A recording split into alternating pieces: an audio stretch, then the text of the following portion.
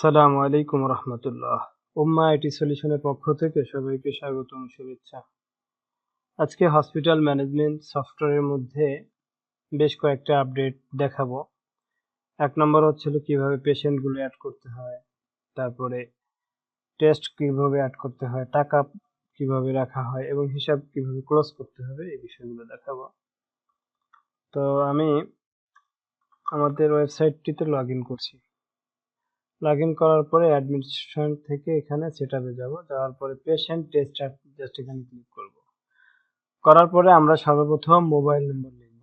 যদি আমাদের পেশেন্ট পুরাতন হয় তাহলে পুরাতন নাম্বার দিয়ে জাস্ট মাউসটি বাহিরে ক্লিক করলেই তার ইনফরমেশনগুলো চলে আসবে। আর যদি আমরা নতুন হয় তাহলে বাহিরে ক্লিক করলে এটা পূর্ণ হবে না।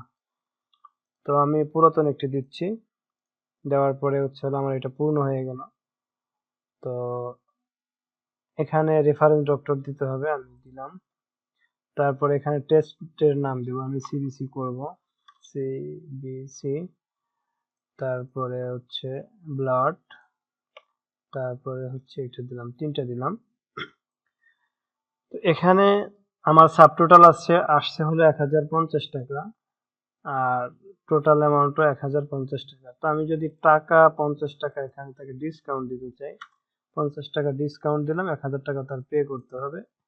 তো আমি 500 টাকা এখন পে করছি এবং 500 টাকা ডিউ রাখছি। রিপোর্ট নেওয়ার সময় বাদ বাকি টাকাগুলো আমি দিয়ে দিব। তো save and print invoice, just এখানে ক্লিক করব।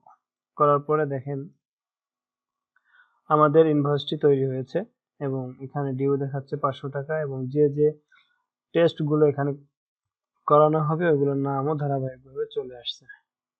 তো আমাদের ইনভয়েস নম্বর হচ্ছে 42। তো যখন রিপোর্টটি তৈরি হয়ে যাবে তখন সে ডিউ পরিশোধ করবে। তো ডিউ কালেকশনের মধ্যে 42 আমাদের ইনভয়েস নাম্বার। তো 42 নাম্বার ইনভয়েস আমরা জাস্ট এই কলম আইকনের মধ্যে ক্লিক করব, তাহলে আমাদের এখানে 42টা চলে আসছে। আমরা সার্চ বাটনে ক্লিক করব। তো আমাদের এখানে 500 টাকা ডিউ দেখাচ্ছে, আমরা 500 টাকা লিখে just update and print invoice দেব।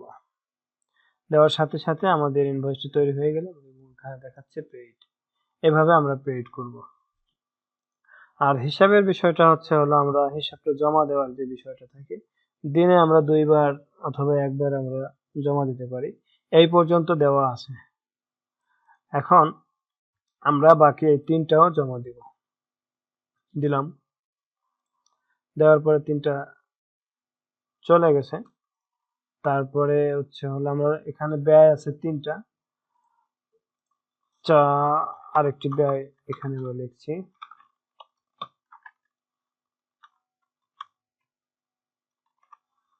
তারপরে লিখলাম 750 টাকা। তো আমরা যদি হিসাব জমা দিনের এখানে যাই, যেটা লিখছি এটা এখানে চলে আসছে, এটাও জাস্ট ক্লিক করে এটা পূর্ণ করে জমা দিয়ে দিব।